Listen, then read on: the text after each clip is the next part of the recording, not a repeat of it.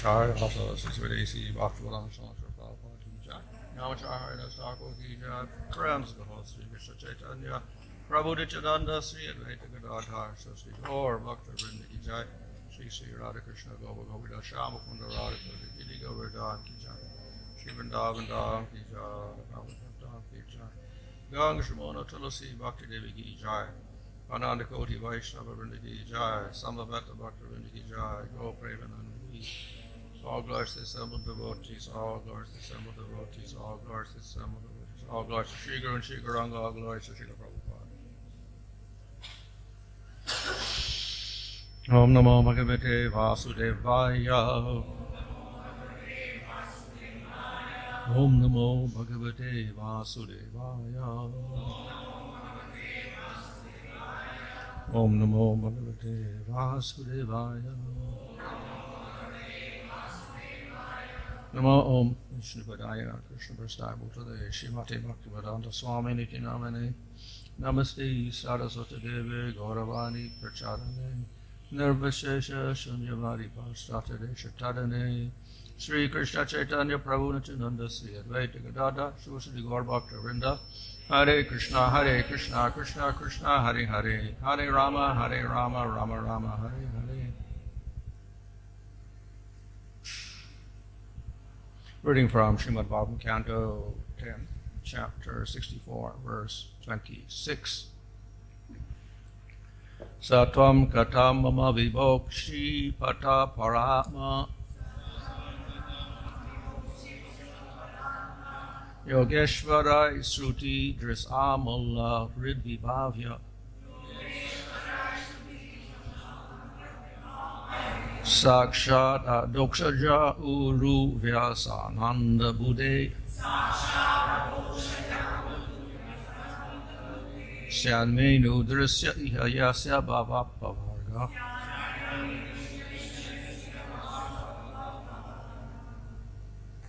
Sa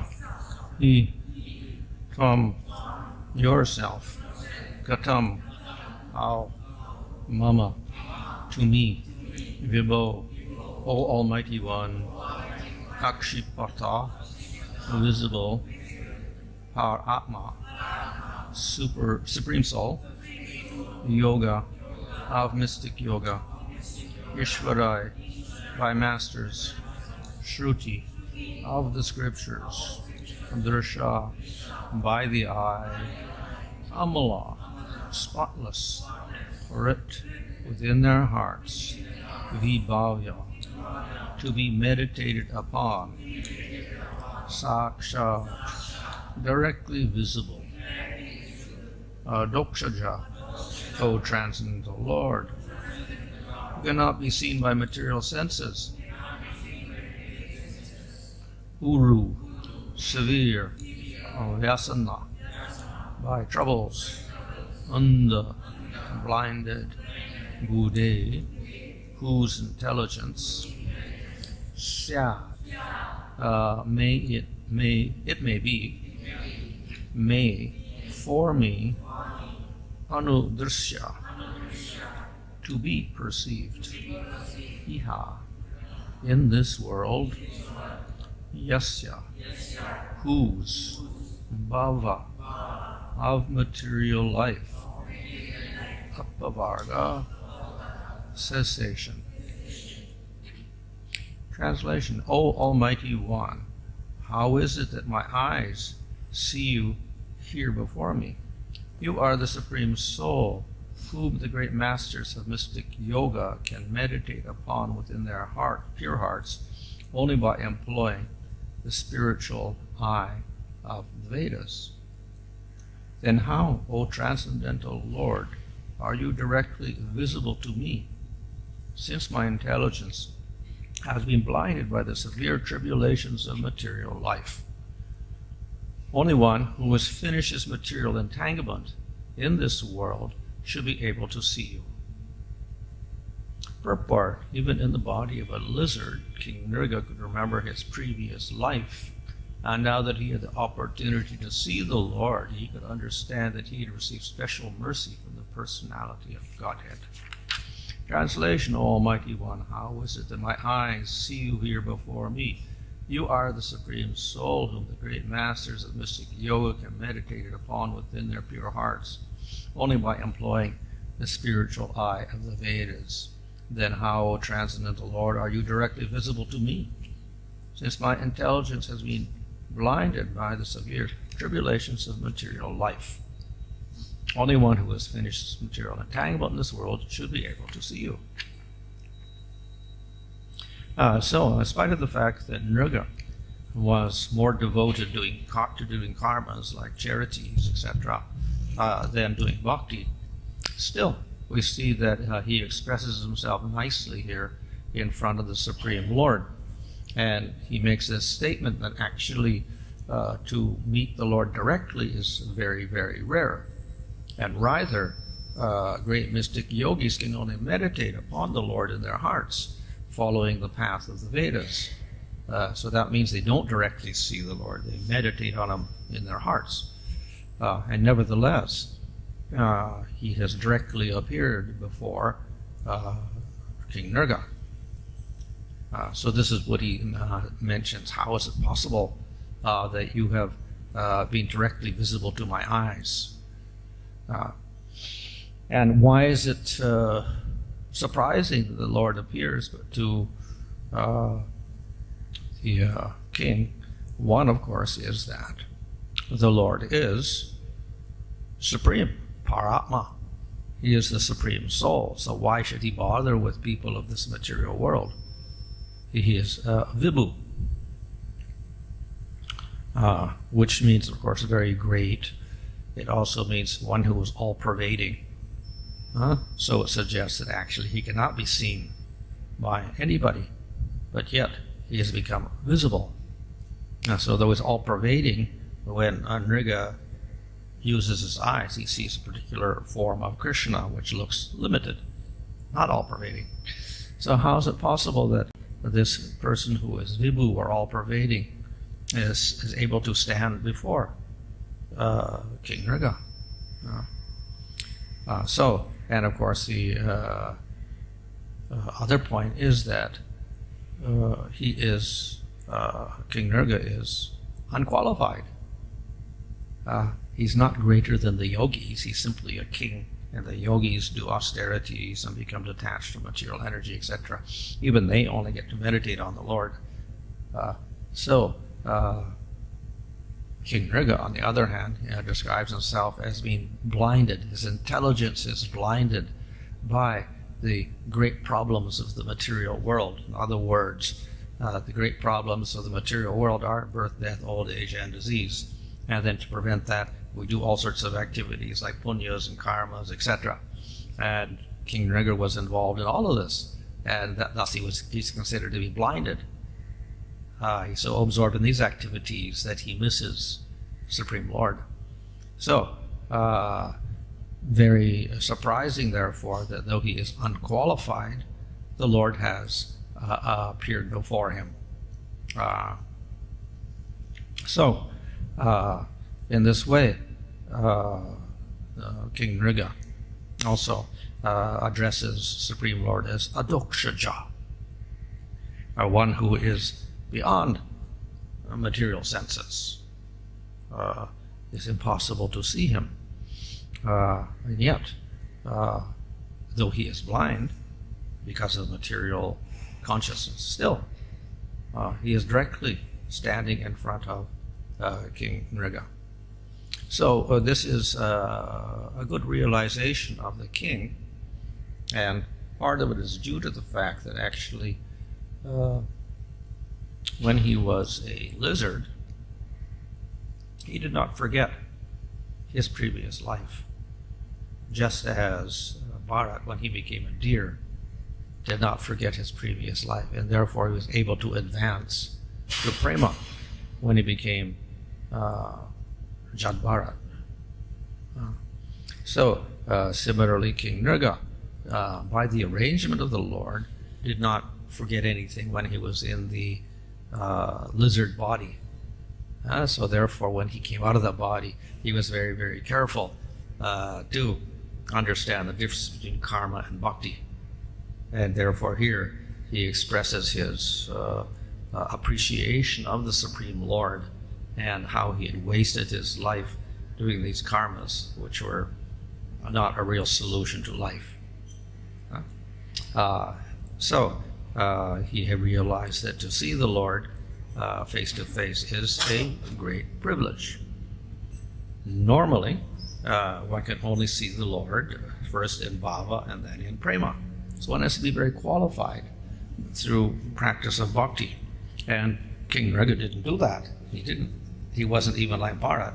Bharat had seen the Lord. He had come to bhava stage through the process of bhakti. And then he became a deer, then he got to prema. Here, he didn't go through these stages of getting to bhava to see the Lord.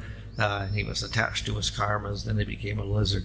And then he got the great mercy of the Lord, and the Lord became visible to him.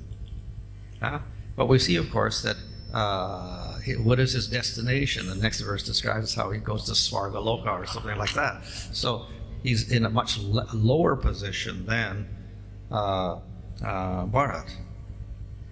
Nevertheless, he got this great benediction of having vision of Lord Krishna.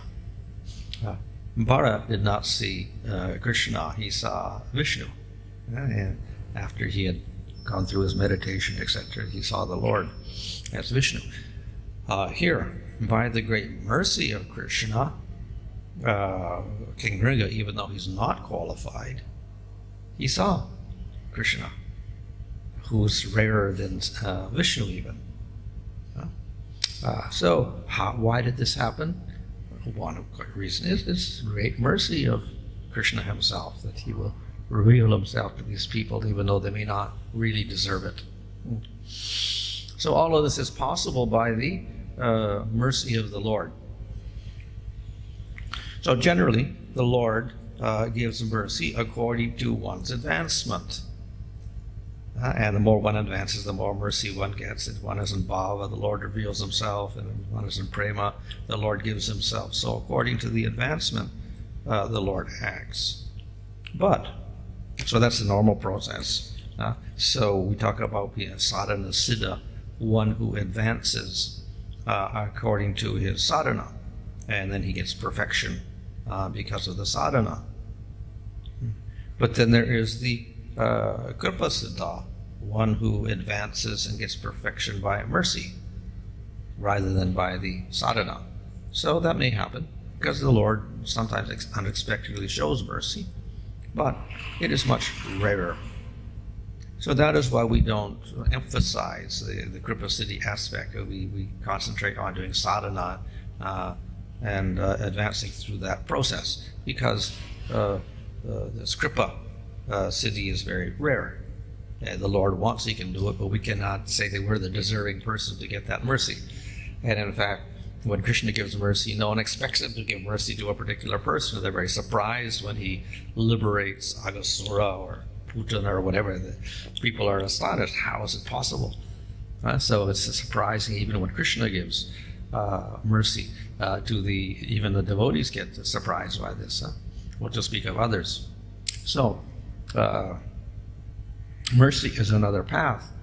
And any form of the Lord can give that mercy by which one can advance more quickly than usual. So one may get mercy to come to bhava, as in the case of Mrigari the hunter.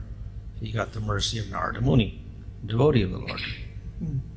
Or one may get to suddenly get to prema by the mercy of the Supreme Lord.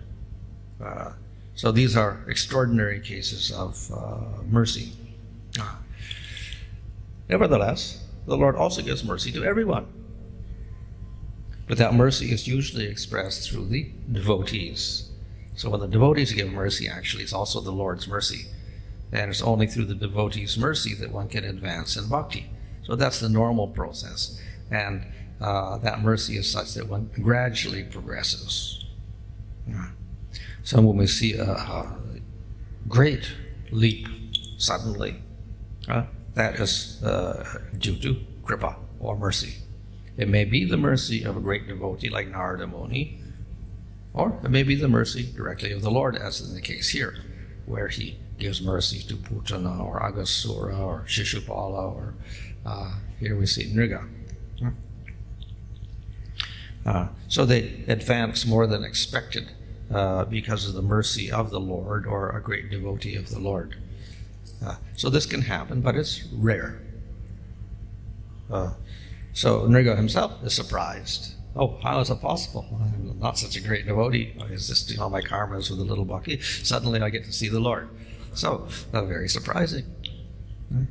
But this is nature of the Supreme Lord and also nature of Krishna, that he grants mercy in certain ways.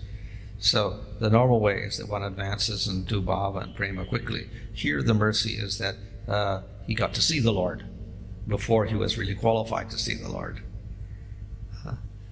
So this acted as a stimulus for him to advance to bhava and prema, because he was able to see the Lord and he could appreciate the wonderful nature of the Supreme Lord. So therefore the Lord gives mercy in different ways to different persons, and according to their qualification they get different types of results. But nevertheless it is all mercy of the Lord. So the case of Nriga is special because he got to see Krishna, not just a Vishnu form. So therefore we can say the mercy is also extraordinary because he didn't just get to see the Lord, but he got to see Krishna in spite of the fact that he had not done any real serious bhakti. So this is the will of the Supreme Lord himself, that he makes this arrangement. And of course, through this, not only Nriga gets benefit, but it acts as a lesson also to illustrate certain points for others.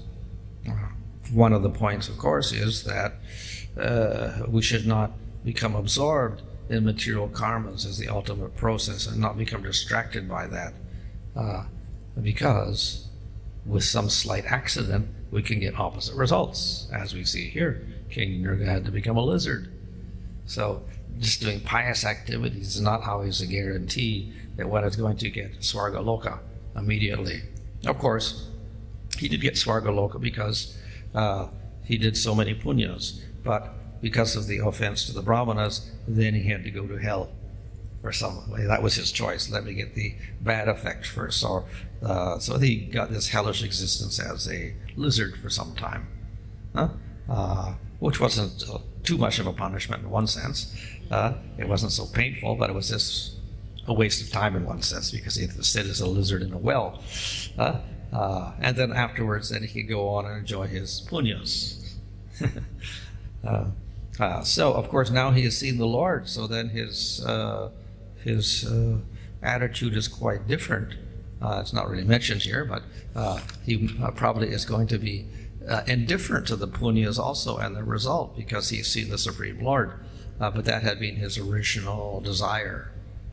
So therefore, the Lord fulfilled that, and he got his Svargaloka, whatever, after he had got his suffering as the lizard. So from this we learn how performing karmas is not a solution, a final solution to our problems of this world. And though it is relatively better than doing sinful activity, it is not always a guarantee that we're going to get complete happiness. We get a mixture, as we see in this case. So it is not infallible. It is not a perfect process. So bhakti, on the other hand, does not strive for material gains, etc. It only wants to increase attraction and surrender to the Lord. There will also be accidents in the process of bhakti in the form of sinful activity or aparads, etc., which can impede the process of bhakti. But it is quite different from this type of impediment we get due to karma. Of course, the final result of karma is you stay in the material world. And then in the meantime, you commit some accidental fault, and then you have to suffer for that. So in bhakti also, accidental fault is there, accidental sin, and then there's accidental aparads, etc. And of the two, the accidental sin is insignificant, and the accidental or unconscious aparad has some influence, but is not so serious. It doesn't create a permanent problem. One may have done it accidentally, one doesn't even know about it, so the bhakti will go a little slower, but it will not be destroyed or permanently damaged. So the real damage will come when we do intentional aparads. Consciously we do aparads. Then this becomes problematic. So of course in karma also we don't do intentional sins, but it may be accidental, as in the case of Nriga here. So in bhakti also, generally we're not going to do intentional aparads because we know it is detrimental to bhakti and it creates hostility towards the Lord and the devotees in the process of bhakti. So we don't do these by our nature. So the real danger is the accidental aparad, which will cause slight slowing down of the process of bhakti. If we understand what the aparad is, then we can make attempts to correct it and speed up the process again. Otherwise, we have no way of really knowing about it. So what is the safeguard? Safeguard ultimately is that as long as we're in the material world, even when we're in prema, somebody may get offended or whatever, and we don't even know about it. So the only good position is spiritual world, where everybody's the highest devotee and nobody's offended at all. So in the material world, there's a problem even for the advanced devotees because other people may get offended unjustifiably or whatever and create problems. So that's the nature of the material world. And that is why it is always preferable to be in the spiritual world where there's no such problems. So in any case, the devotee doesn't really worry whether he's in the material world or the spiritual world because his only desire is to serve the Lord. And the safeguard against aparad, of course, is that one, he always has the greatest attitude of humility in his approach to everything in bhakti and all living entities. And then the chances of committing even accidental aparad become very, very minimal. So this is the process of bhakti. Different from the process of karma because the result is different. It's a spiritual world. And sinful acts don't create a problem. Aparads do create a problem, but we have to avoid those as much as possible by our proper attitude in bhakti and proper humility. And then if it's somehow accidental because someone was offended anyway, we cannot help that. And it'll slow down the process to some small degree, but nevertheless, we can still succeed in our devotion to the Supreme Lord. So in this way, the story gives some good illustration of the fallible nature of karma and pious activities, etc.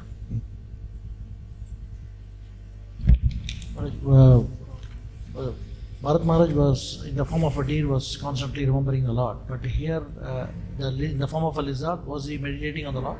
It doesn't really mention. This says afterwards that he could remember his previous life. So that doesn't say if he was constantly remembering or not. But at least when he got out, he got touched by the Lord and became human-like in form. He could remember his previous life as the king and how he had become a lizard and why he became a lizard, etc., because he explains the whole story. So he didn't lose his memory at all, and he had a realization of his fault also.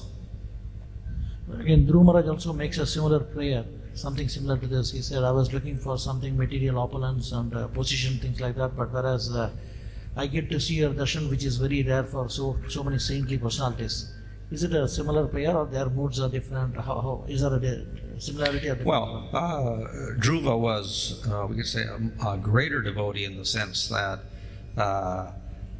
he was directly doing bhakti and no karmas really.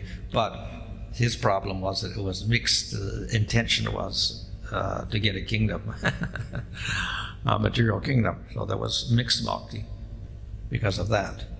Nevertheless, the Lord revealed himself also by his great mercy and touched him on the head with his conch shell. So then he realized the mistake he had made, and he also advanced through that realization and the direct darshan of the Supreme Lord.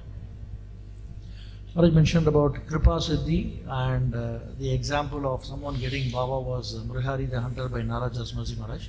Can you help us with somebody who gets prema by Kripa Siddhi? I mean, anyone by Kripa Siddhi, one directly gets prema. Maharaj mentioned about Mrihari the hunter who came to the level of Baba. Mm-hmm. Is there anything on the prema level, Maharaj?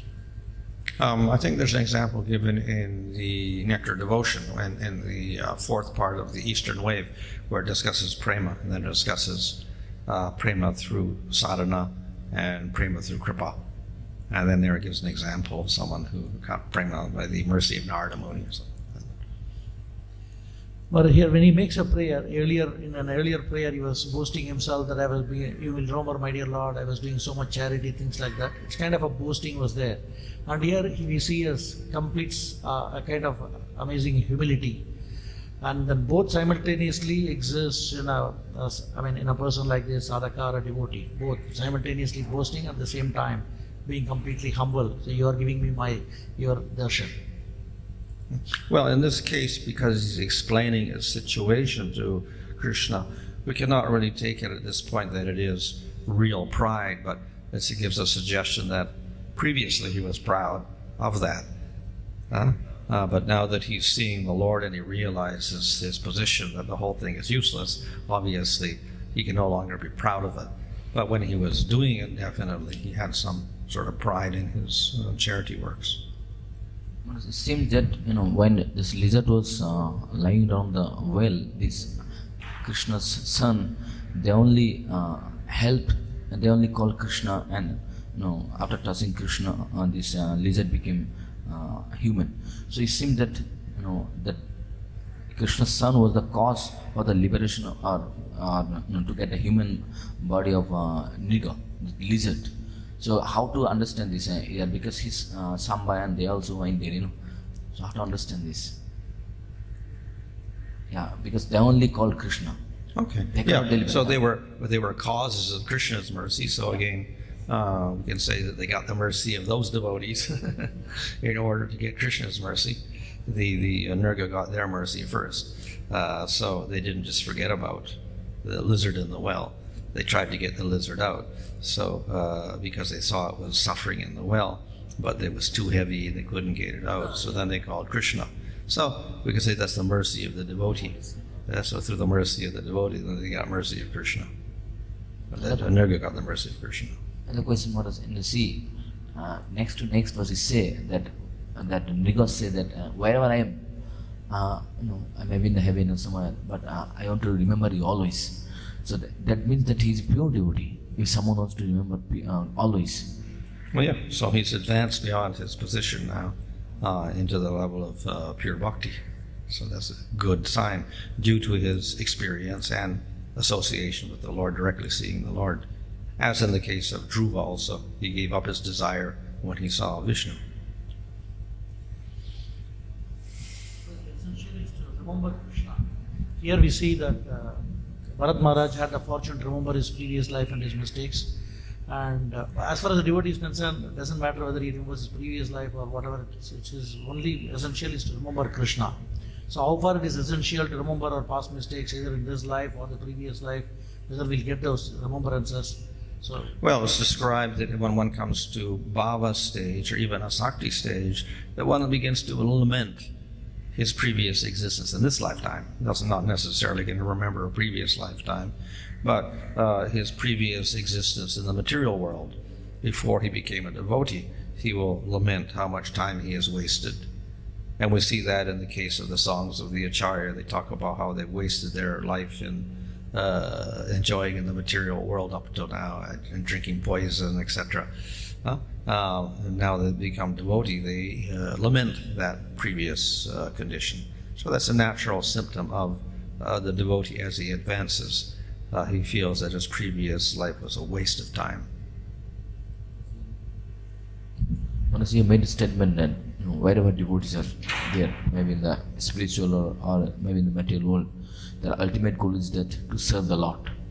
They made this statement. But you see, in the material world, it's a little bit difficult to serve the Lord because there are so much, obstacle in serving the Lord also. In the material world. Well, maybe difficulties, but the devotee tolerates all the difficulties and he simply feels a good fortune that he gets to serve the Lord. Now, according to circumstance, he may be impeded physically, but at least internally, he can still serve the Lord. And it is equally beneficial and it is equal pleasing to the Lord. Whether you internally or externally serve, the Lord is pleased. So, therefore, there may be obstacles in this material world, but one can overcome those obstacles because one can still internally serve, no matter what the external condition. When you try to serve the internally, because there is some external cause also as an obstacle, then how they did, because it will cause disturbance for the devotees also. That external Well, generally, if they're advanced, they're not disturbed by the material world at all. They become detached from happiness and distress and whatever because they know it's material body. So an advanced devotee is not attached to his body or his material condition. So he's not disturbed by that. He simply observes it in the material world, but he's indifferent to it. So therefore he can very calmly, internally or externally serve the Lord. Grantra Srimad Bhagavatam ki, Srila Prabhupada ki, Ishwari Nirvana Maharaj ki.